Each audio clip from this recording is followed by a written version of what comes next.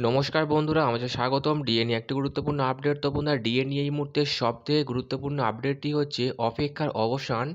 বছরের শুরুতেই রাজ্য সরকারি কর্মীদের 3% ডিএ বৃদ্ধির ঘোষণা, এমনটাই নবান্ন সূত্র মারফত উঠে আসছে সংবাদ মাধ্যম পত্রিকার মাধ্যমে। তো বন্ধুরা, ডিএ সংক্রান্ত আপডেটটি নিয়ে আমরা স্টেপ বাই স্টেপ আলোচনা করব। তো তার আগে বলে রাখি, যে সকল বন্ধুরা আমাদের চ্যানেলে নতুন, আমাদের চ্যানেলের পর সাবস্ক্রাইব বাটন, সাবস্ক্রাইব করার পর পাশে যে বেল আইকন সেটিও প্রেস করবেন, লেটেস্ট ভিডিও আপডেটগুলি সবার আগে পেয়ে যাবেন। দেখে নেব আজকের ডিএ সংক্রান্ত গুরুত্বপূর্ণ আপডেটটি।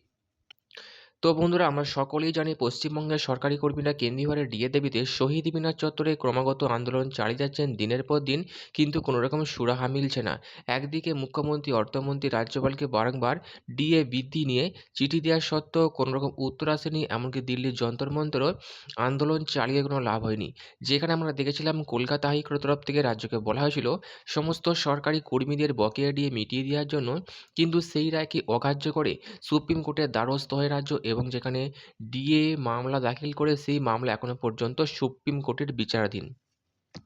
সুপ্রিম কোর্টের তরফ থেকে যেখানে বলা হয়েছিল সমস্ত সরকারি কর্মীদের 50% বকেয়া ডিএ অবশ্যই দিতে হবে, কিন্তু সেই রায়ের উত্তরে রাজ্যের আইনজীবী অভিষেক মনু সিংভি জানিয়ে দেন এত পরিমাণ ডিএ দেওয়া সম্ভব নয়। এত পরিমাণ ডিএ দিতে গেলে রাজ্যের কোষাগারে টান পড়বে, যার ফলে পশ্চিমবঙ্গে চলা বিভিন্ন জনকল্যাণমুখী প্রকল্পগুলো ব্যাহত হবে।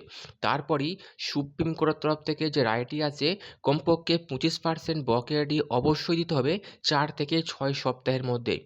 কিন্তু সেই সময়সীমা পার হয়ে গেলেও এখনও পর্যন্ত দেওয়া হয়নি সেই বকেয়া ডিএ, এবং যার জেরে ক্ষিপ্ত পশ্চিমবঙ্গের সরকারি কর্মীরা।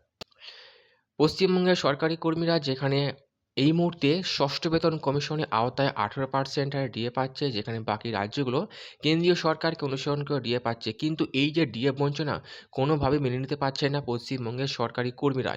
তাদের একমাত্র দাবি এআইসিপিআই মেনে ডিএ দিতে হবে যথাসময়ে। দিনের পর দিন সমস্ত সরকারি কর্মীদের মধ্যে একটা জনরস তৈরি হচ্ছে, এবং তারা বিরাট বড় আন্দোলন করবেন এমনটাই মনোভাব তৈরি করছেন বিভিন্ন আন্দোলনের মাধ্যমে বা অনশনের মাধ্যমে। কিন্তু নবান্নের যিনি হচ্ছে মুখ্যমন্ত্রী মমতা বন্দ্যোপাধ্যায়, তিনি এটা উপ- উ- উপলব্ধি করতে পেরেছেন যে সরকারি কর্মীদের শান্ত করার জন্য একমাত্র লক্ষ্য হচ্ছে 3% ডিএ বৃদ্ধি, যেটা সংবাদ মাধ্যম পত্রিকায় উঠে আসছে। সরকারি কর্মীদের দাবি 2% 3% করে ডিএ বৃদ্ধি করলে চলবে না, একমাত্র এআইসিপিআই মেনে ডিএ দিতে হবে। কিন্তু ক্রমাগত আমরা দেখে আসছি সরকারি কর্মীদের 2% 3% করে 4% করে ডিএ বাড়াচ্ছে মুখ্যমন্ত্রী মমতা বন্দ্যোপাধ্যায়, যেটা কোনোভাবেই মেনে নিতে পারছেন না পশ্চিমবঙ্গের সরকারি কর্মীরা। ঠিক একইভাবেই বছরের শুরুতে 3% ডিএ বৃদ্ধি করবেন এমনটাই ঘোষণা করেছেন মুখ্যমন্ত্রী মমতা বন্দ্যোপাধ্যায়ের তরফ থেকে, যেটা নবান্ন সূত্র মারফত আপডেট উঠে আসছে যে মুখ্যমন্ত্রী মমতা বন্দ্যোপাধ্যায় 3% ডিএ বৃদ্ধি করবেন খুব শীঘ্রই। তো এই আপডেটটি কেমন লাগলো কমেন্ট করে লাইক করতে ভুলবেন না। এখানে আরেকটি কথা বলে রাখি, মুখ্যমন্ত্রী অর্থমন্ত্রীর সাথে বৈঠক করার পরই এমনটাই সিদ্ধান্ত নিয়েছেন। তো এখানে তিনি মনে করছেন সরকারি কর্মীদের অবশ্যই শান্ত করা সম্ভব হবে, কিন্তু আদৌ তা হবে কিনা তা 3% ডিএ বৃদ্ধির পরই জানতে পারা যাবে। তো বন্ধুরা, এই ছিল ডিএ সংক্রান্ত গুরুত্বপূর্ণ আপডেট। কেমন লাগলো কমেন্ট করে লাইক করতে ভুলবেন না।